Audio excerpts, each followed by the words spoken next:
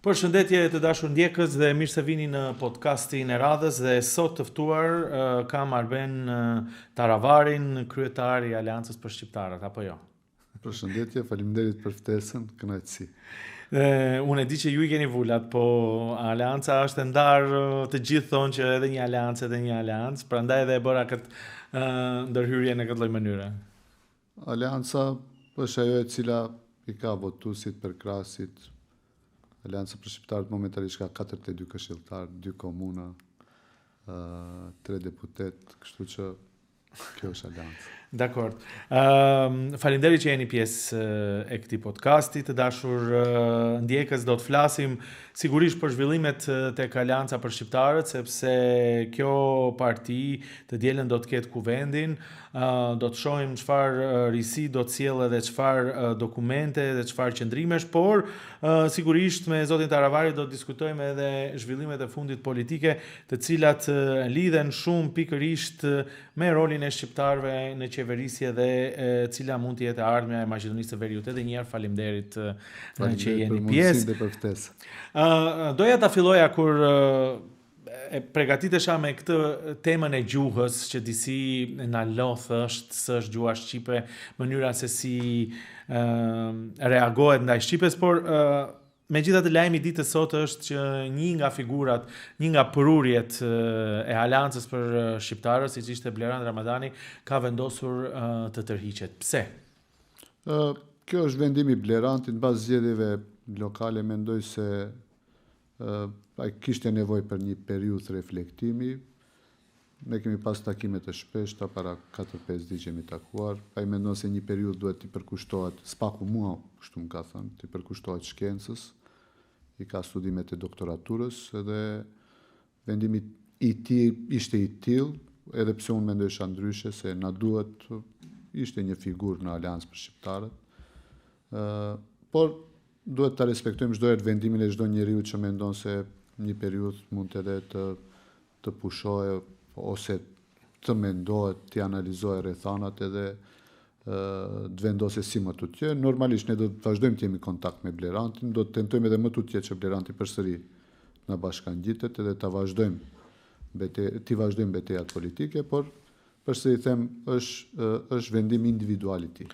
Nuk ka ndonjë arsye tjetër apo jo? Nuk kemi pas një atërmbetje, një idhnim ose diçka, derisa ka qenë në Aleancë për Shqiptarët ka dhënë kontribut, dhe unë dua publikisht i falenderohem. Jemi në komunikim, mbram më ka informu për vendimin definitiv, para 4-5 ditësh biseduam, ishte në dyshim dilem, por mbas shumë konsultimeve, kështu e ka vendosur. Ndodhin në këtë kohë kështu lëvizje apo deputetësh, figurash, sidomos në kontekst lokal, nuk presupozohet që mund të kaloj, ja ta përdor fjalën, të transfer të bëj në ndonjë parti tjetër? Çfarë ju ka thënë? Nëse keni informacion? Unë nuk kam informata të tilla, me mua spaku besoj se kemi pas për 2-3 muaj minimum 10 takime që kemi qenë bashkë dhe nuk kam kështu informat, por çdo gjë është e mundshme, për përsëri është vendimi i tij personal. Partitë janë materie e gjallë dhe vazhdimisht ka njerëz që vinë, ka njerëz që shkojnë. Tash do ishte mirë që edhe me bëj pauzë një periudhë shkurtër ose më të gjatë përsëri të rikthehet aty. Në fakt e fillova me Blerand Ramadani sepse në zgjedhjet e fundit lokale, nga figura që të roqen vëmendje ishte ai, kishte edhe figura të tjera përtej partive, nuk flas vetëm për një parti, po njëri prej tyre ishte Valboni, ka qenë figure jashtëzakonshme, kryetari aktuali i shikoja edhe reagimet në kuptimin e një lloj zhgënjimi që figura të tilla ndoshta tërhiqen nga politika në përgjithësi, s'ka lidhje cila parti, por në këtë rast pjesë e juja. Patjetër që po, unë them edhe Valboni ishte një figurë që u kriju tash, Valbon Limani, kryetari aktuali i Gostivarit, i cili ka bërë një rezultat që kur në histori s'është bërë. Fitore më shumë se 2 fish, është fitore jashtëzakonshme dhe natyrisht çdo kryetar partie don që në radhët e veta të ketë sa më shumë figura si Valboni e Blerandi. Dakor. Disi na lidhet tani biseda, u përmend kjo puna e transferit sepse një nga figurat e Aleancës apo pavarësisht ku dhe në çfarë kampi, nëse mund ta them kështu, ishte deputeti Ilir Demiri. Tani shohim një lloj shkëputje, një lloj ndarje, veprim në parlament në mënyrë të pavarur. Si e shikoni këtë lloj politik bërje? Është trysnia e pushtetit apo është një pakënaqësi brenda aleancës për shkak të historisë se çfarë ndodhi aleancës? Dëgjoni, Ilirin unë e kam mik, koleg, njihemi moti, përsëri kemi komuniku për këto telashe përgjithshme çfarë ndodhin. Jo që s'komunikojmë, kemi komunikim të vazhdueshëm edhe me atë, po përsëri çdo kush ka një farë piksynimi në politik. Unë nuk e di idetë si janë të doktor Ilir Demirit, sido që të vendose, përsëri them, është shumë individuale, shumë personale atë si e shefaj më tutje aktivitetin e tij politik, por si njeri kam respekt të posaçëm për Ilirin. Duke marrë parasysh aleancën për shqiptarët dhe gjithë politikën, dhe do ta diskutojmë, është sugjeruar se pikërisht Ilir Demiri ndoshta tenton të bëjë një lloj bashkimi të aleancës. Dhe me që është kuvendi të dielën, apo ka një mundësi që përçarja që ndodhi të shuhet? Unë çdo herë them, dy herë janë të hapura, them, mund të thirrem 5 aleanca, 10 aleanca, por aleanca është ajo që ka një sasi përkrahjes. Se mund dalë nesër edhe një individ, thotë edhe unë ose besa, aleanca, LD, bëhe fraksion, po them, u pa këto zgjedhje u pastrun shumë punë. U pa edhe pse ka momentalisht ju thoni 3 aleanca, është e vërtet, që thirren në emrin aleancë, por në zgjedhjet lokale vetëm njëra aleancë mori 2 komuna, edhe atë me diferencë të jashtëzakonshme. Do thonë me diferencë të madhe, normalisht nuk ishte vetëm aleanca, ishte koalicion, aleanca kombëtare për integrim. Por këtu tregohet se bastionet e përhershme të aleancës kanë qenë Gosivari Vrapçishti, ka pas aleanca prej 2017 në kontinuitet, dhe përsëri arriti t'i mbajë, normalisht me ndihmën e BDI-s, kjo diferencë kundër kandidatëve ishte shumë e madhe. Në Gosivar mbi 2-1, kurse në Vrapçish gati se 2-1, që është diferencë e jashtëzakonshme. Prandaj them, garun gjithë këto që thonë jo fraksione, të cilët nuk bën një rezultat, dhe unë jam i gatshëm për kompromise dhe për ribashkime kur të ketë nevojë. Jemi të hapur dhe unë bëra një ftesë para disa ditëve, po përsëri në kuvent, unë përsëri do ta përcjell atë porosi deri te antarësia, se njerëzit janë këto. Nuk mund t'i ndryshojmë njerëzit. Në Maqedoni janë 210.000 votues shqiptar, s'ka më shumë. Çdo parti tenton të bën strukturat e veta. Unë mendoj se mbas BDI-s me numër të këshilltarëve, BDI-ja ka diku 67-8, në qoftë se zgaboj, aleanca është e dyta me 42 këshilltarë. Dhe natyrisht me kuvendin që do ta mbajmë, do të tentojmë që t'i zgjerojmë radhët tona, edhe në qoftë se mund t'i përfshim edhe do isha antarët tonë. Natyrisht funksionar nuk ka nevojë, se dikush që ka mbet në qeveri veç për ta mbajtur funksionin, ai nuk i duhet aleancës. Ka ikë prej aleancës, nëse në qoftë se bëhet ai LD ose BDI, do ikë prej andej. Do t'ju pyes edhe për ato, po bashkimi ose në qoftë se merremi me numra, sigurisht, ose me shifra, presupozohet do duhet të kishte një lloj unifikimi me Zjadin Selën, apo ose me njerëzit ose pjesën e aleancës që janë me Zjadinin. Dëgjoni, plot njerëz që mbetën 2024 me zotrin Selën, sot veç janë pjesë e jona. Në këtë periudhë që flasim, përsëri ka bashkangjitje të cilet nuk i kemi bërë edhe publike dhe s'ka nevojë të bëhen publike, por tendencat tona do t'jenë që dal nga dal në terren të gjithë ato që njerë kanë qenë aleancë, t'i afrojnë përsëri dhe t'i bashkangjiten aleancës për shqiptarë. Po personalisht me Zjadin Selën, a mund të krijohet një urë e re komunikimi? Dëgjoni, unë e kam thënë disa herë, Nazim, që unë as publikisht, po as privatisht, se unë e Zjadini kemi plot shok për bashkët, dhe një njeri dalet thotë se privatisht Albeni e ka shah Zjadinin, asnjëherë, se e kam thënë 7-8 vjet kemi qenë bashkë, dhe kjo është periudhë që s'du ta mbaj mend për keq. Unë s'kam as pak them rezerva, tulem me gjithë secili njeri. as për Arben Fetaun, as për Ziadinin, as për asnjërin, s'kam thënë asnjëherë gjë të keqe. Ato a do munden me mu, nuk e di, po pavarësisht asaj, unë mendoj se kapitulli me Ziadinin ka mbaru dhe mendoj se Ziadini momentalisht vepron veç në bazë të inateve dhe emocioneve që nuk është racionale në politikë. Në politikë çdo herë duhet të jesh sa më i hapur dhe më bashkëpunues me gjitha organizatat politike shqiptare, po edhe maqedonase, duhet të kesh një farë komunikimi. Po si do të qoftë, për mua çdo gjë është e hapur, kështu që jemi të gatshëm si strukturë që qëllimi ynë përfundimtar është të arritim organizatën tonë politike. Ja, para se të pyes,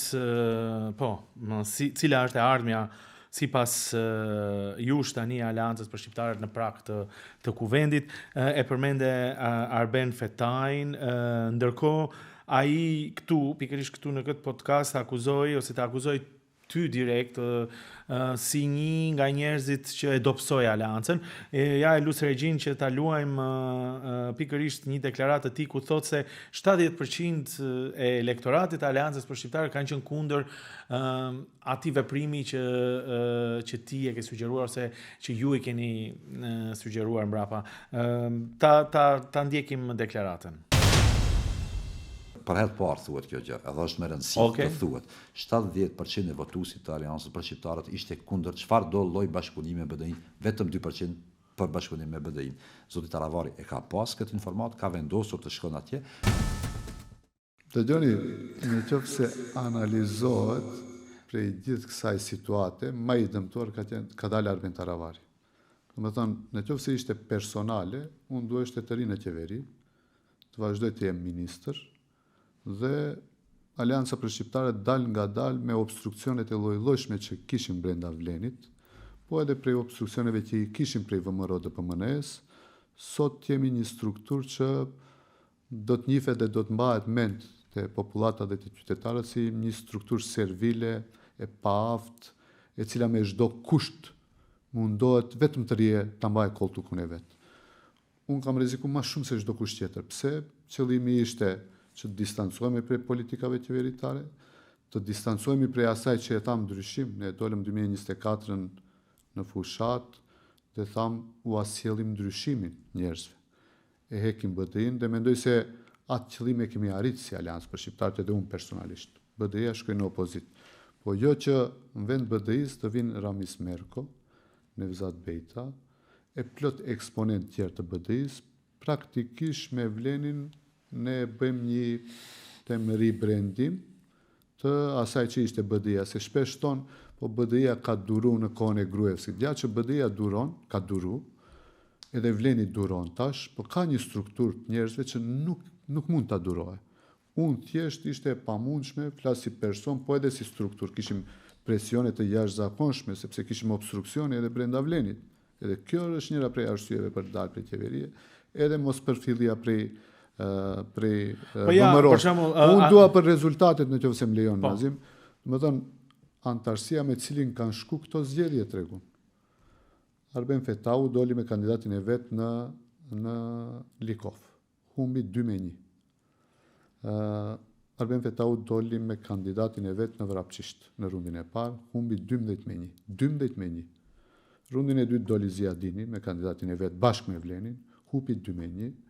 Arben Fetau doli rundin e parë me një kandidat vetin, hupi 4-1. Dhe në listën për këshilltar në Gostivar, rezultati është 12.800 me 3.200. 4-1. Do të nuk është diferencë e vogël. Do me thënë, antarësia e Aleancës për shqiptarët, aty ku ka pas bastione, ka tregu rezultat. Kemi pas pikat dopta. Se ka pasur njerëz që ka hyrë në pozicione dhe thot, unë s'dal prej qeverie, se me dal nuk kthehem edhe njerë më. Ka pas edhe kështu njerëz, kësaj kategorie njerëzish takojnë disa funksionarë që fatkeqësisht. Po mirë, Arben Taravari ju akuzojnë si një nga politikanët më lëkundës në këtë periudhë. Se njerë kundër BDI-s, pastaj me BDI-në. Pastaj me VMRO-n, pastaj kundër VMRO-s. Në kontekst edhe të zotit Fetaja, po, ai thotë që 70% kanë qenë kundër dhe megjithatë ju morët një vendim në kundër asaj. Sa ka të vërteta, ose si e shikoni këtë faktin që ju përjetojnë njerëzit edhe kundërshtarët si lënkund si më i madh i politikës? Nazim, unë dua t'i sqaroj të gjëra. Ne kemi qenë antipodi BDI-s. Edhe unë me krenari e them se 2024 ne BDI-n e quam në opozit. Dhe jam shumë krenar për këtë. Në qoftë se ti hyn qeveri dhe asgjë nuk shkon, dhe asgjë nuk mund të realizosh për asaj që ke premtuar. Ke dy opsione. Një, të rish edhe të durosh si vleni, rin aty, hesht, ti e ke fotelën tënde, toltukun tënd, askush nuk e nguc. Edhe opsioni dytë është që të ish, më falni, unë premtova ndryshim, po ky ndryshim nuk është ai ndryshim që e kemi premtuar. Asgjë prej programës tonë në zgjedhjet parlamentare 2024, asgjë s'kemi realizuar. E çfarë lëkundës je në qoftë se e lën koltukun tënd edhe del në opozit? Në qoftë se është kjo lëkundës që i lën të gjitha beneficionet dhe prej një pozite qeveritare del në opozit dhe kritikon se kështu nuk shkon dhe e thukët. Në qoftë se është kjo lëkundshmëri, atë në rregull. Në qoftë se ne me VMRO kemi pas bashkëpunim të mirë, edhe me VMRO prej 2017 në zgjedhjet lokale kemi bashkëpunuar në Gostivare dhe 2021 në Gostivare dhe në Struk edhe në gjitha komunat Shkup, Tetov, por asnjëherë me kushtzime. Në qoftë se dikush të thotë ty bashkëpunojmë edhe të përkraj, ju mund të fitoni Gostivarin vetëm me VMRO DPMN dhe duhet të jepni këtë pjesë pushtetit dhe të mbese edhe kryetari komunës Strugës, Kërçovës, Vrapçishtit, Gostivarit vetëm Kukëll dhe pushtetin të ndash me VMRO DPMN, edhe mund të pranojnë, disa edhe kanë pranu. Që në Strugë ju keni kryetar komune, i cili e ka dhënë kryesuesin e këshillit, nesër do të jep 50% pushtetit në nivel lokal. Më thënë, një pushtet autonom që e kemi pas shqiptarët ka qenë pushteti lokal. Duhet pajtohesh këtu, edhe pse është i kufizuar, shumë i kufizuar, me buxhet shumë të vogël. Por e kemi pasur pushtet autonom tonin. E tash ne duhet të shkojmë një shkallë mbas. Do të thënë edhe atë pushtet lokal, lënë se pushtet qendror s'kemi asgjë, jemi kukulla. Tash edhe pushtetin lokal ti duhet ta pranojsh që VMRO-ja ti fiton komunat edhe ashtu ndodhi. Po ja do të pyes këtu, të vjen keq nga perspektiva e sotme që u shkëpute nga aleanca, e u krijua vleni, dhe ata kritikët e këtij veprimi thonë dijej që kjo do ndodhte. Pse Arben Taravari nuk e parashikoi këtë gjë kur shenjat, siç thon kritikët, ishin aty. Të vjen keq nga distanca e sotme për atë veprim? As pak, Arben Taravari 2024 nuk u shkëput prej Aleancës për Shqiptarët. Arben Taravari 2024 ishte kryetari i Aleancës për Shqiptarët. Edhe vendosi edhe atëherë, sikur 2025-ën, të largohet prej qeverie, ne kishim kaos shumë të fuqishme, ta sillim ndryshimin. Këtë e themi, spaku une, 10 vite mire me politik, edhe thuishim se ky është momenti për ta sjellë ndryshimin. Edhe e bëm ndryshimin, edhe unë jam shumë krenar për atë lëvizje që e kam bë, që ka erdhur ndryshimi. Mirë është edhe për BDI-n që shkojnë në opozit. BDI-ja të mbeteshte në pozit, mund t'ishte pozita e shqiptarve pak më e mirë se sa me vlenin, por e ngjashme do ishte. Kështu pushtet ka pas BDI-ja në vitin 2008 deri në vitin 2015.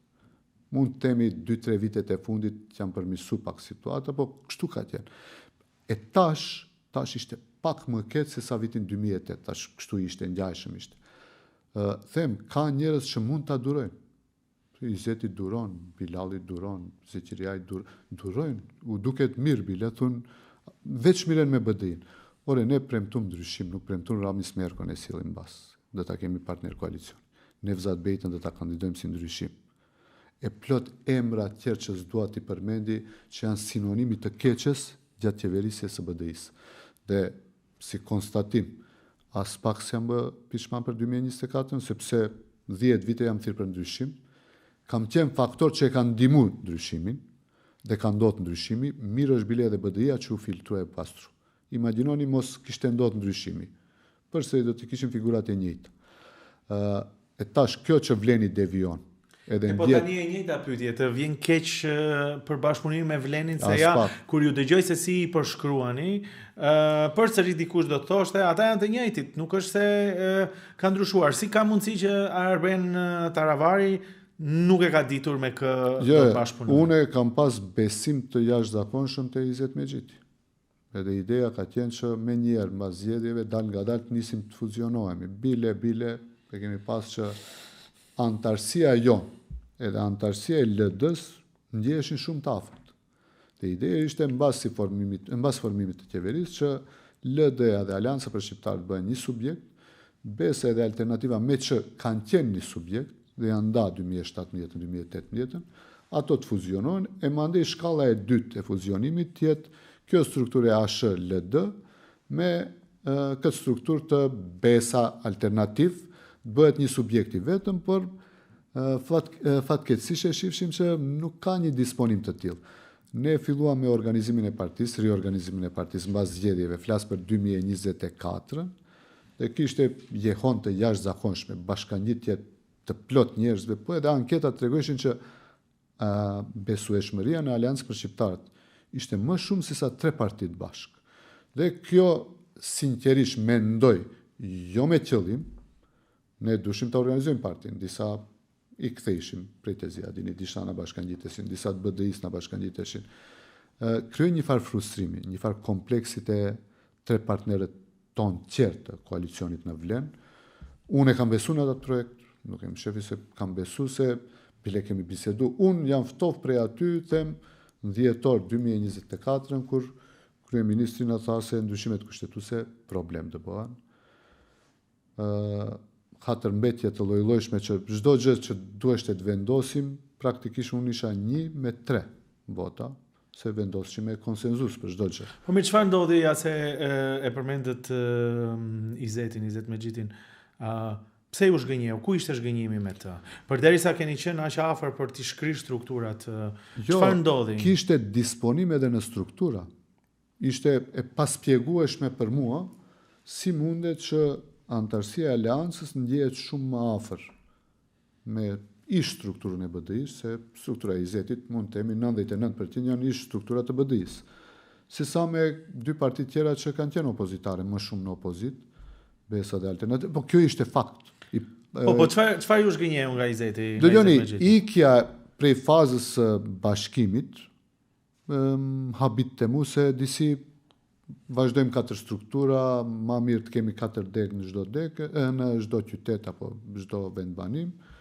Normalisht ne atëherë duheshte të organizojmë partinë tonë, edhe ta mendojmë më të tjetë që nesër mund vijë situata që të jemi vetëm, ashtu edhe si erdhi, kështu që nuk ka një arsye veçantë them se për këtë ose atë, po thjesht e shifsha se s'kishte një farë interesi për të bashku, qëllimet si ka pas s'du as pak të prejudikoj prej tash, ose tem diçka. Dakor. Me që e përmendim Vlenin, ja të edhe një pyetje këtu. Si e vlerësoni tani qeverisjen e tyre në pushtet qendror? Do ose nuk do opozita, figurat përfaqësuesit e tyre kanë poste të rëndësishme, megjithatë nuk mungojnë as kritikat. E bëj këtë pyetje edhe besoj të marrim një përgjigje edhe nga aspekti asaj se ju i njihni, keni bashkëpunuar me ta. Ju zgënjen qeverisja e tyre? Konstatimi përgjithshëm është çdo njeri kritik apo një njeri që punon në institucione shtetërore posaçërisht, nëse bisedoni ose nëse anketoni, do ta shihni se pjesa dërmuese janë të zgënjur. Janë të zgënjur dhe nëse i pyetni tash është më mirë apo para 5, 6, 10 vitesh, ju garantoj me një përqindje të madhe, ju thonë tash jemi shumë më keq. Çdo institucion shtetëror. Po si shpjegohet atë rezultati i zgjedhjeve lokale? Kur ishim bashk edhe unë edhe Izeti në qeveri, si 2 kryetar partish, edhe kemi rezistu aq sa kemi mund në qeveri. Mendoj se lart poshtë jemi munduar ta mbajmë një farë balansi. Por mbas largimit tim, se di tash edhe me largimin e Izetit, unë mendoj se kur ministrat nuk kanë pik kredibilitetit, kjo është përshtypja ime, mund të jem gabim, te kryeministri që asnjë llogarit, atëherë është problem, çdo gjë reflektohet poshtë. Por vlerësimin e shihni ju, përderisa marrin 91.000 vota, ju thatë si i morën kaq. Pritshmëria jonë ishte... argumenti është, në qoftë se është kaq keq dhe argumenti i tyre mban, nuk do dilnin aq mirë në zgjedhjet lokale. Nazim, veç një sens. Se s'ka shumë kohë që ka kaluar. Veç të analizojmë një vjet e diçka për zgjedhjeve parlamentare. Jo, kisha fjalën edhe me zgjedhjet lokale. I krahasojmë 107.000 vota morëm zgjedhje parlamentare bashk. Pa ministra, pa zavendës ministra, pa sekretar shtetror, pa drejtori, pa punësim. 107.000 vota.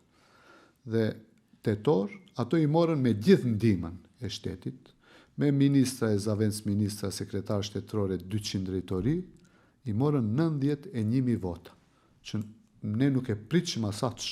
Ne pritshim dikundi maksimumi 60-70.000 vota. Më thonë janë 20.000 vota më shumë që kanë qenë të gjitha anketat që bëheshin. Por ka rënje për 16.000 votave me gjitha beneficionet, me gjitha emrimet, me gjitha punësimet. Ato thonë 3.000 punësime, unë thonë 1.500 s'ka, po prap 1.500 familje janë ato, nërse janë 1.500 apo 1.000 punësime. Kurse ne atër i bëm pa asnjë pozicion. BDI-a në vitin 2024 me kryeministër dhe 10 ministrë, se disa zavendës ministra dhe me 300 drejtori, me atë pushtet që asë njerës kanë pas shqiptarët, me gjithë të dëpën, Romët dhe Boshnjakët, i morën 137.000 vota, apo? 137. Këto zgjedhje u tregua se vetëm partia turke, dolën vetë me lista, kanë marrë afër 20.000 vota. 20.000 vota veç turqit. Do me thënë, Rome dhe Boshnjakët, ju garantoj se ka pas 5.000-6.000, do me thënë, diferenca mbes Vlenit dhe BDI-s, koalicionit Fronti Evropian, ka qenë plus minus 5.000-6.000-7.000 vota, hiç më shumë. Do me thënë, ne arritëm, bëjmë rezultat 2024, edhe tash ka rënje me gjitha beneficionet e pushtetit. Po prap kritikët edhe tuaj edhe të Vlenit thonë, kapaciteti i atyre 4 partijeve dihej, pa kënaqësia e qytetarit, sigurisht ishte e madhe, dhe jo rastësisht u morën këto vota, po raportet ose kapacitetet e tyre pak a shumë nuk është që i befasoj njerëzit. A mendon që do të vazhdoj kjo frym ku edhe pse mund të ketë pak kënaqur, siç thoni ju, ndaj Vlenit përsëri të votojnë qytetarët për Vlenin pavarësisht, nëse do të ketë zgjedhje për shembull, ose pavarësisht diskutimeve që bëhen? Realisht me numër të këshilltarëve, po që se ishin zgjedhjet parlamentare, me numër deputetësh do ishte 15 me 10. Ka kështu kalkulim që AKI do të mishte Alianca Kombëtare për Integrim 15 deputet, Vleni do mishte 10 deputet. Por kjo që dolën me numër komunash më shumë se Alianca Kombëtare për Integrim, pa dyshim është edhe përkraje pa rezervë që e kam pas prej VMRO dhe PMN-s. Normalisht edhe ne si Aliancë Kombëtare, duke nisë prej Aliancës për Shqiptarët dhe gjithë mbrenda, zgjedhjet lokale pak dallojnë prej zgjedhjeve parlamentare. Po pavarësisht, e kupton, është një frymë, nuk mundesh ne i referohemi sondazheve, dhe ky është një sondazh i madh. Jo, sondazh ordinal. Po, kështu që ti ose kushdo tjetër, ju nuk mund ta mohojmë këtë rezultatin dhe këtë votën. Por e bëra pyetjen në kuptimin se ka një keq kuptim në çfarë aspekti. Nëse njerëzit janë shumë të pakënaqur nga një anë, nga ana tjetër vetëm pak muaj më përpara, pak javë më përpara, u arrit ky rezultat. Prandaj edhe e bëra këtë pyetje në atë formë. Vetëm mos harroni zgjedhjet e përsëritura në Gostivar tregon diçka tjetër. Diçka tjetër. Ai trendi që ishte në 19 tetor, me atë fushatën e përgjithshme, fatmirësisht VMRO-ja nuk kishte kundërshtar politik nga Pala Maqedonase. Ato u përqendruan kryesisht në Maqedoninë Perëndimore, e kishin shumë me rëndësi. Edhe ja dolën. Gruevski e ka ëndru këtë që e bën Mickovski. E ka pa në ëndër. Kërçovën ta marrë, strukt vendosi njëri të vetë, për Venice dominohe, komplet komunat shqiptare të ketë një lloj pushteti shumë më tepër se sa që ka pas këto 35 vjet të qeverisjes lokale në Maqedoni, kështu që këto janë rezultate. Dakor, edhe dua të pyes këtu vetëm harrova ta them, në Gostivar trendi tregoi diçka ndryshe. Po, cili ishte ai? Shifni, diferenca ishte jashtëzakonshme. Edhe pse komplet Vleni u përqendru në 11 janar në zgjedhjet e përsëritura në Gostivar dhe në Vrapçisht. U përqendru total. Domethënë, me Izeta, me Bilalla, me Adnana, me Bekim Sali. Po, Nevzat Beta solli një dinamik tjetër, se zgjedhjet u përsëritën për arsye që u përsëritën e dim, apo për mungesën e censusit dhe ishte një dinamik tjetër, po si e shikon edhe rikthimin e tij, por edhe një dinamik tjetër kishte. Lazim, Nevzat Beta i mori krejt votat e opozitës edhe rundin e parë, nërse i llogaritni Vleni, Levica se VMRO kishte kandidat, po plot antarë të VMRO se votuan Levicën prej rundin e parë. Levica mori në Gostivar në listën e këshilltarëve 300-400 vota, kurse kandidati tyre mori 3.400 vota. Ton Nevzat Beta e bëri vetëm fushatën më interesante. Përndryshe nuk arriti t'i marrë bile të gjitha votat, se këtu ishin Znami, bile dhe Zjadin Sela u Kyç, PDSH-ja Mendu Thaçit, Arbëria, Vleni, Znami, VMRO-ja, krejt bashk, Nevzat Beta arriti t'i bëjë 7.500 vota, përkundër Valbon Limanit, i cili i bëni 15.400, domethënë për 7.900 vota. Diferenca është më shumë se sa vota që i ka marrë zoti Beta. Dakor. Por fushata ishte më interesante. Ja këtu dua të pyes me që përmendim zotin Nevzat Beta, raportin sot me BDI-n. Jeni në koalicion, a mendon Arben Taravari se BDI-a është e reformuar dhe ai Arben Taravari që deshte ta çoj BDI-n në opozit jo shumë larg më përpara, tashmë është në koalicion bashk. Si e shikon sot raportin me BDI-n, aq më tepër që lideri i asaj BDI-s është i njëjti, Ali Ahmeti, s'ka ndryshuar. Është e vërtet, por është konstatimi i përgjithshëm se numri i caktuar i personave të cilët ishin të padëshirueshëm në BDI ose kaluan nga Vleni, ose disa edhe u larguan prej skenës politike. Unë mendoj se zotri Ahmeti arriti të bëjë reform, edhe mirë është për BDI-n që dolën figura tjera, figura të reja, plot në si quhet kuvendi, në BDI nuk e di si e quhen kuvendin a këshilli i përgjithshëm. Në strukturat e tyre, po. Unë mendoj se ka sjell një frymë tre dhe mund të thuhet se BDI-a është e reformuar.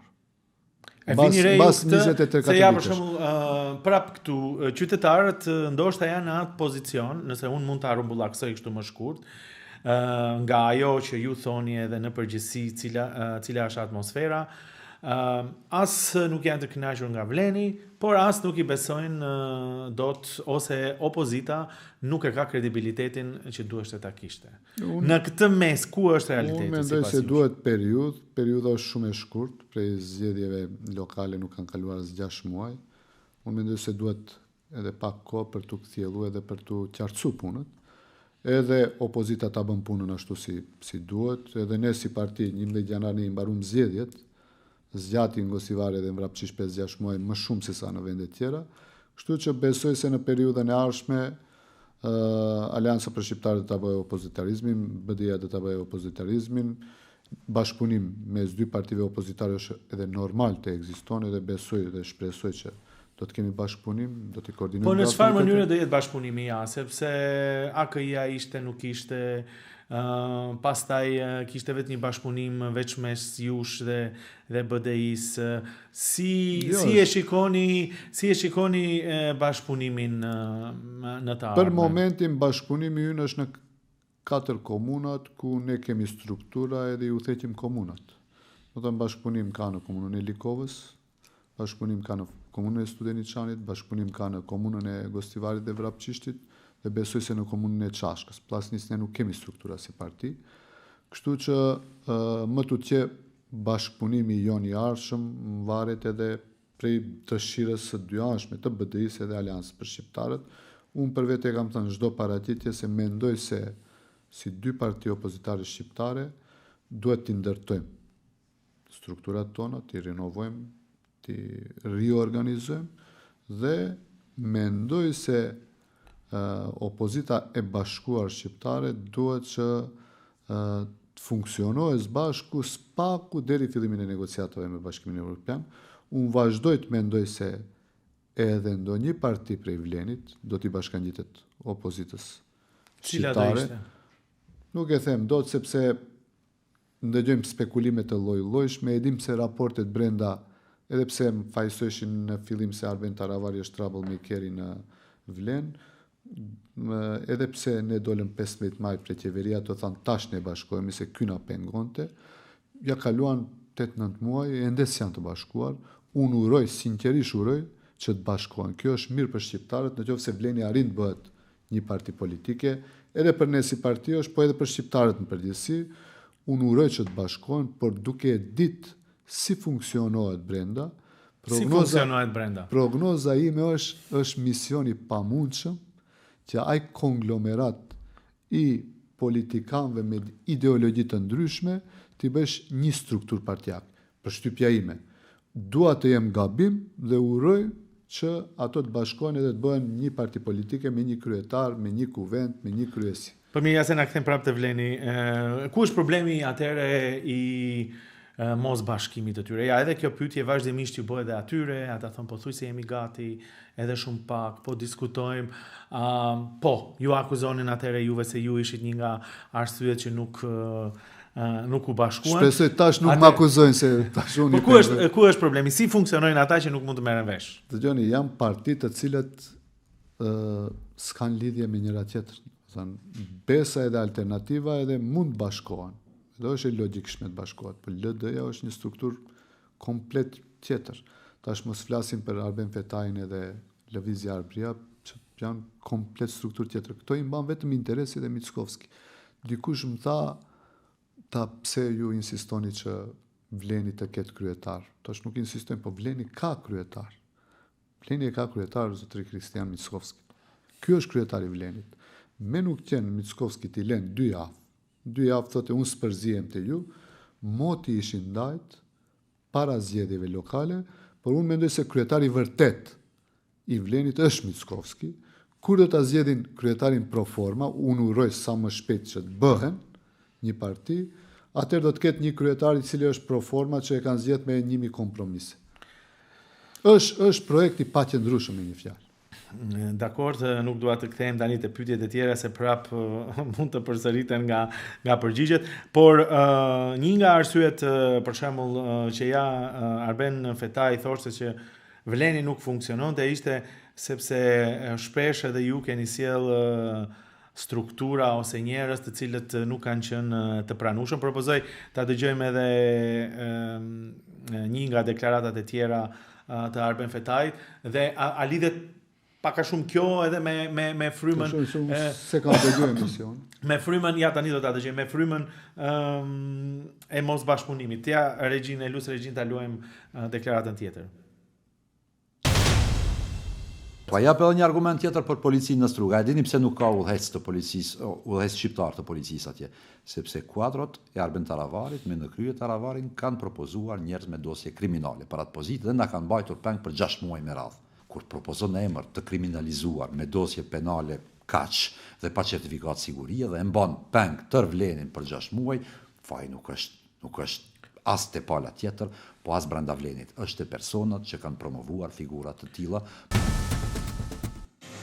Dëgjoni, unë kisha desh ta sfidoj zotri Fetajin të më tregoj kush është ai polic i kriminalizuar me dosje kaq që punon në polici. E thiri, pasi që është edhe Zavendës kryeministër për transparencë, le dale, le thote ky person e ka dosjen kaq në polici edhe është i punësuar në polici. Do të thonë është paradoks në vetë. Ja, unë e kam propozuar një kuadër që nuk ka qenë i përshtatshëm për shtetin, për policinë, mund të jetë edhe kështu. Se di, s'm kujtohet kush është. Ja, unë e kam propozuar edhe nuk është zgjedh. Po ne si Aleancë për Shqiptarët, kemi dalë prej 15 majit prej qeverie. Pse ato, mbas 15 majit, deri tash kanë kalu 8-9 muaj. Si mund ta mbaj unë peng atë pozicion, ose ne ta mbajmë peng? Ato kanë pas edhe 8-9 muaj mbasi ne kemi dalë. Do të thonë, ai emër është propozuar, se di kush është emri, nëse e din Arbeni duhet ta thote. Duhet dale si ministër thote, ky është ai me që ka dosje edhe punon në polici, se kjo është paradoks. Edhe ta emrojnë sa më shpejt. Ne nuk jemi 10 muaj aty, si mund ta mbajmë peng atë pozicion? Pse nuk ka sot kryeshef policisë të Strugës shqiptar? Sepse ne nuk jemi vlen që 10 muaj. Po mirë, përveç kësaja, një nga arsyet që do vendosa ta transmetoj atë pjesë është se mënyra se si ndajnë pushtetin brenda vlenit është e tillë, pra kjo është e jotja, kjo është e imja, për këtë person vendos kjo parti dhe nuk e marrin parasysh cilësinë e kandidatëve, se nëse ka kritika, është pikërisht këtu që ne si qytetar nuk shohim shpesh kuadro të cilët ndoshta janë të zot dhe në postet e duhura. Dhe kur jepen shembuj të tillë, kjo përforcohet edhe më shumë. Si funksionojnë? Ende ndahen kjo e imja, kjo e jotja dhe kush humbet sin qytetarët? Ja, unë për shembull do ta tregoj për Arben Fetaun. Kam insistuar që të kthehet prej Belgjike. Kam insistuar personalisht. Bile kam insistuar edhe prej partive tjera që ta vendosin ministër për eurointegrime. Se e disha se është njëri kompetent dhe mund ta bëjë atë punë. Nuk li shumë, edhe bëm Zavendës kryeministër për transparencë. Ky është një prej kuadrove që i kemi sjell dhe s'ka pas kompromis mes nesh, edhe pse e them përsëri pavarësisht se jemi kundërshtar politik tash, po mendoj se Arbeni do ta bënte atë punë më mirë se çdo kush tjetër. Arben Fetau. Po jas kishte situata të këtilla, kjo nuk ndodh vetëm nëse janë 4 parti. Kjo ndodh edhe një parti nëse është, ndonjëherë paraqiten probleme mes nëndegve, degve, që nuk është normale dhe nuk është në rregull, po ja që këto fenomene fatkeqësisht edhe pse mundohemi ti minimizojmë, por ato ekzistojnë dhe krijojnë telashe serioze edhe në zgjedhje të pozicioneve të caktuara, ku mendoj si vlen, edhe unë kur kam qenë kemi gabuar në emra të caktuar të cilët kemi deleguar, a kemi mund të delegojmë shumë njerëz më kompetent, njerëz mund që nuk janë përzi shumë në zgjedhje, ose janë indiferent, ose janë intelektual të mirëfill, dhe kjo është dobësi që e kemi pasur fatkeqësisht. Duke nisë prej vetvetes, nuk e them vetëm ato. Atë tani për një vërejtim për gjithë skenën politike, atë që qytetarët më shumë e kanë kritik, është që shpesh marrin poste ata që angazhohen në parti, që ndoshta kanë të drejtë, nuk e di, dhe jo njerëzit e duhur, dhe pastaj kur këto njerëz për shkak të një angazhimi marrin post dhe kur nuk janë të duhurit janë dëmi i të gjithëve, i vetë partisë dhe i vetë qytetarëve. Mund të ndryshojë kjo mendësi? Pajtohem plotësisht, dëgjoni, është e pamundshme që brenda një mandati dikush ndryshohet total prej asaj që ka funksionuar ashtu 30 vite. Unë thash bile me arrit ne një mandat 20-30% të funksionarëve që emrohen të jenë njerëz të pavarur dhe konfident, që e njohin atë profesion, ajo është mirë për shoqërinë, po edhe për anëtarët e partisë, po edhe për qytetarët në përgjithësi. Në disa vende si vlen, kemi arrit që disa pozicione i ruajnë për disa njerëz të cilët janë të pavarur dhe të ta bëjnë punën si profesionist. Një prej atyre vendeve ka qenë për shembull drejtori i Institutit për trashëgimi kulturore të shqiptarëve. Aty kemi zgjedh njëri që s'ka lidhje me partin politik. Edhe unë jam shumë krenar që një prej përkrasëve kam qenë edhe une, bile edhe insistus për atë vend. Kështu që mendoj se dal nga dal duhet çdo parti ta mendojë se spaku një përqindjes me arrit 1/3 ta bëjë me një mandat do ishte ideal. Ju vjen keq që e keni sjell Arben Fetajin? As pak, se mendoj, përsëri e them, me gjitha kritikat që i kemi për njëri tjetrin, Arben Fetaj edhe në këtë qeveri mendoj se atë punë që e bën mirë. Po për Azir Aliun, se edhe ai disi me Azir Aliu duheshte të bëhet drejtori AEK-ut. Aty e kishte pozicionin duheshte të emrohet. Azir Aliu ka qenë insistues i madh që të largohemi prej vlenit. Te une pandal, domethënë 2-3 muajt e fundit para se ndajemi, ka qenë insistues edhe kur e pash në atë grup u habita. Por sidoqoftë, përsëri mendoj se kuadrot e Aleancës për shqiptarët janë më të mirit. Po mirë, pse ndryshoi atëherë Azir Aliu? Ka qenë i thar i ndarjes së vlenit dhe ju tani thoni është pjesë e qeverisë. Nuk e kam qartë, nuk mund ta sqaroj. Çfarë mendoni për faktin që është ministër i shëndetësisë dhe nuk është nga fusha e mjekësisë? Dëgjoni, unë shpesh e them, për këto 1 vjet e gjysmën e mandatit, do të thënë 9 muaj e gjysmë, unë isha ministër, unë do t'i numëroj 4 gjëra kapitale që janë bërë në shëndetësi. Për shembull, është rrit kapitacioni, rrogat e mjekëve anë dhe stomatolog. 35% si asnjëherë në histori. Janë fut 9 ilaçe në listën pozitive. 15 vite nuk janë fut ilaçe në listën pozitive. Ne e vendosur për 2-3 muaj. E rritëm rrogën, e bëm marrëveshjen kolektive me punëtorët e shëndetësisë. Rriten rrogat edhe të motrave edhe të mjekëve. 40% për 4 vjet. Tash më kujtohet edhe diçka, 300 plus 300 specializantë. Më thoni një ngjarje në shëndetësi këto 10 muajt e fundit. Një ngjarje. Nuk them për aparatura, për investime, renovime, si quhet. Për digitalizimi, për shembull, një pjesë që është diçka që realisht duhet të bëhet. Ja, më thoni një gjë që është bërë në drejtim të digitalizimit në shëndetësi. Azir Aliu, nëse e ngjoni ekosistemi edhe digitalizimi vazhdimisht e thotë. Më thoni një pikë që është bërë për digitalizimin në shëndetësi.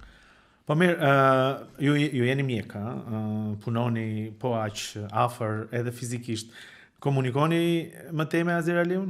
Jo, s'kam asnjëfar komunikimi, normalisht unë e bëj punën time në klinikën ku jam i punësuar dhe në fakultetin e mjekësisë si profesor. Nuk ju këshillon, për shembull, mund të thotë, ja keni qenë ish partijak, megjithatë ana profesionale është ajo që është. Nëse krijohet mundësia do kishit komunikuar se me të. Unë për vete mendoj se lëvizjet që i bën ishin shumë pandershme. Sepse, shifni, një sasi të votave qytetarët ju japin, ju përkrajin, edhe ato pozicione vendosen njerëz të cilët kanë një farë lojalitetin ndaj partisë, ndaj antarësisë. Edhe kur një ministër i shëndetësisë ose një ministër tjetër ose një drejtor i dënon njerëzit të cilët i ka votuar, kjo është problem serioz për organizimin e strukturave partijake dhe prandaj nuk do kisha desh të kem komunikim me zotri Azir Aliun as me Arben Fetau. Dakor. Kur të dalin në opozit s'ka problem, shifeni atë. Do me thënë me të dy nuk doni të komunikoni. Nëse dalin në opozit, nesër ulem. Okej, në fund do ju pyes se çfarë do ndodh në kuvent atëherë, sepse gjithë kjo që ju e përshkruani në fakt edhe është një lloj udhërrëfimi asaj se ndoshta çfarë do të bëj partia dhe prandaj dhe bëjmë këtë bisedë, por nuk mundem të përfundojmë bisedën pa u pyetur edhe për 2 çështje dhe lidhet njëra me tjetrën. E përmenda gjuhën shqipe dhe përdorimin dhe mos përdorimin e saj se si shfaqet në politik, por më intereson si e shikoni raportin me VMRO të PMN-in. Pse e bëj këtë pyetje? E di opinioni që keni shfaqur afërsi, keni shfaqur bashkëpunim me partinë, me kryeministrin Mickovski dhe pastaj kjo nuk ndodh më ose nuk komunikon më. Si është sot ky komunikim? E bëj këtë pyetje edhe për një arsye tjetër, zoti Taravari, se shpesh përmendet dhe thuhet që mund t'i bashkohet edhe një parti, edhe një strukturë qeverisë, domethënë kur fliten për ato shumica, njëra mund të ikë, po mund të vijë një tjetër. Si është bashkëpunimi me VMRO dhe PMN sot? Unë du të jem transparent para qytetarëve, jo që s'ka komunikim me zotrin Mickovskin. Natyrisht ka komunikim me zotrin Mickovskin, por Aleanca për Shqiptarët ka dalë prej qeverie. Ka dalë se ka qenë pak knaqur edhe prej funksionimit të Blenit edhe prej funksionimit të qeverisë. Edhe nuk ka pse të kthehet në qeveri. Është pa logjikshme për të kthyer në qeveri. Me zotrin Mickovskin, se kemi komunikim, ajo është normale që 2 politikanë her pas here të urojnë festat për shembull njëri tjetrin. Unë nuk shoh këtu asgjë të keq. Por në këto rrethana edhe me këto kushte, Aleanca për Shqiptarët hyje qeveri do ishte paradoks në vetë. Edhe unë as që jam i interesum që për momentin ne duhet të kthehemi në qeveri. Partit tjera nuk e di. Dëgjoj edhe unë zëra që dikush pret para derës qeverisë, që nuk është mirë për shqiptarët, që pa asnjë farë marrëveshje ose me këtë trajtim, sepse ka fuqi politike të jashtëzakonshme me Mickovski, jemi të sinqert, 58 deputet plus 6 znamit, ai ka 64 deputet Maqedonas. Edhe 56 komuna, kryetarin e shtetit, gjitha pushtetet e mundshme, pushtetin lokale dhe të shqiptarët, kjo është temë, këtë e ka ëndru mund se Gruevski të arje dhe s'ka mund të arje. Kështu që me zotrin Mickovskin veç ne si parti politike e kemi kuvendin dhe besoj se aty e kalojmë strategjin 10 vjeçare të partisë, programin 4 vjeçar të partisë dhe e shpallim kongresin, si duhet mbahet shtator ose tetor është viti kongresit të partisë dhe së shpejti ta promovojmë propozimin ton për marrëveshje 3 mes dy etnive që jetojnë në Maqedoni. Okay. Domethënë këtu do jetë shtylla kryesore e kësaj, besoj se edhe kauza e ardhshme e jona do të jetë decentralizimi fiskal ose them kështu konfederat ose federat jo territoriale. Domethënë për funksionimin e komunave me më shumë kompetenca dhe me më shumë finansa. Ne e kemi marrë si shembull në strategji kemi përmend Kushtetutën e vitit 1974. Kryetari i komunës e ka zgjedh shefin e policisë, kryetarin e gjykatës, drejtorin e spitalit dhe ne vazhdojmë të mendojmë se kjo duhet të ndodhë në Maqedoni që komunat kenë shumë më shumë kompetenca dhe shqiptarët aty ku qeverisin të kenë pushtet real dhe jo pushtet sa përsye fat. Atëherë ja edhe një herë këtu, domethënë një marrëveshje e re mes shqiptarëve dhe maqedonasve. Dy etni të cilat e përbëjnë 90% të popullatës të Maqedonisë. A do të thotë që kjo marrëveshje do shkojë përtej marrëveshjes së Ohrit? Si mendoni që mund të interpretohet në publik, sidomos opinionin maqedonas, kur do të thuhet që kërkohet një marrëveshje e re mes dy etnive? Është fakti pamohueshëm që si ndrojmë pushtetet, ashtu është edhe sjellja dhe raportet mes shqiptarëve dhe maqedonasve. Nuk ka një konstante, një farë marrëveshje e funksionalitetit, se në këtë rëmuj, në këto turbulenca botërore, unë mendoj se duhet të ketë një farë qetësie shtetërore, dhe mirë dhe ishte edhe për shtetin, edhe për qeverinë, për gjithë ne që jetojmë këtu. Në këtë mënyrë, me marrëveshjen e Ohrit është e pakontestueshme, po njëra prej shtyllave kryesore të marrëveshjes së Ohrit është decentralizimi, që asnjëherë nuk u realizua.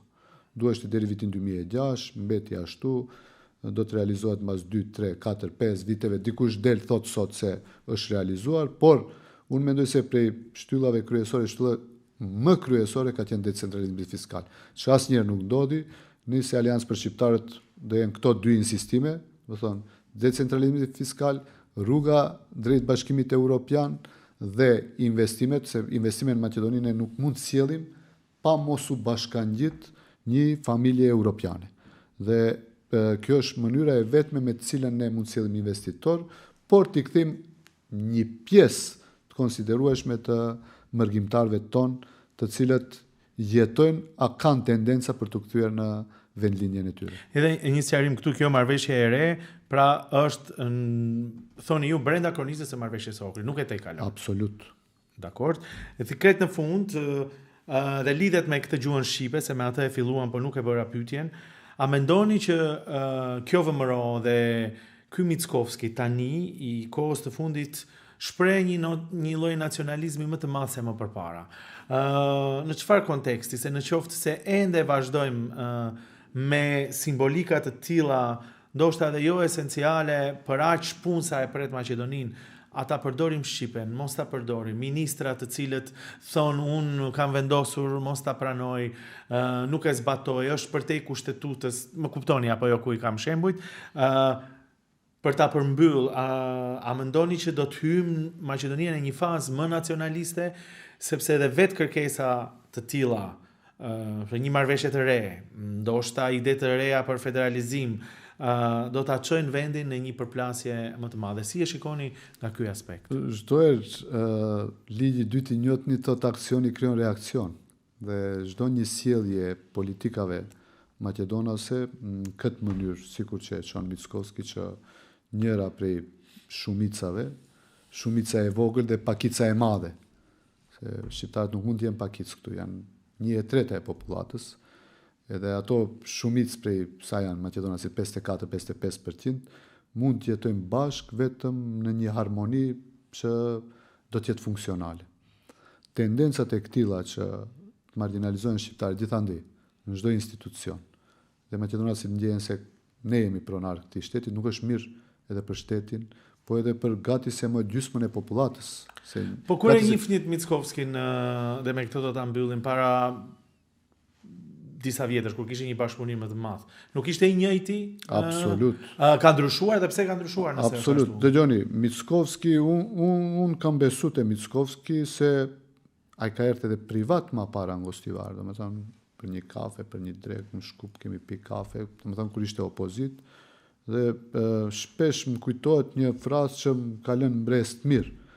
Vetëm i kemi ndërprer komunikimin kur hynëm në një qeveri me BDI-n dhe me LSDM-n. Domethënë diku në 2023 i fillimi, prej atëherë u ndërpret deri në zgjedhjet prezidenciale. Arben, unë jam i interesuar për të kriju një shtet funksional, një shtet pa korrupsion, pa kriminalitet, që kam thënë që kjo është ide super. Që edhe mu më pëlqen që niset funksional çdo gjë në shtet ashtu si duhet. Por ja që fatkeqësisht e kam përshtypjen se u tiqet shumë në bazë të anketave ku si mund të mbahet populariteti ose si mund të mbahet një përkrahje sa më të madhe prej qytetarëve, dhe besoj se u tiqet prej kësaj e jo prej intuitës politike. Arben Taravarit, faleminderit shumë për këtë bisedë. Besoj interesante me detaje të veçanta që ndoshta edhe nuk i kemi dëgjuar më parë. Faleminderit. Faleminderit për mundësinë. Të dashur ndjekës, këtu do të përmbyllim këtë bisedë me Arben Taravarin, kryetarin e Aleancës për Shqiptarët, dhe sigurisht do të jemi bashkë së shpejti pas disa ditësh. Deri atëherë, mirupafshim.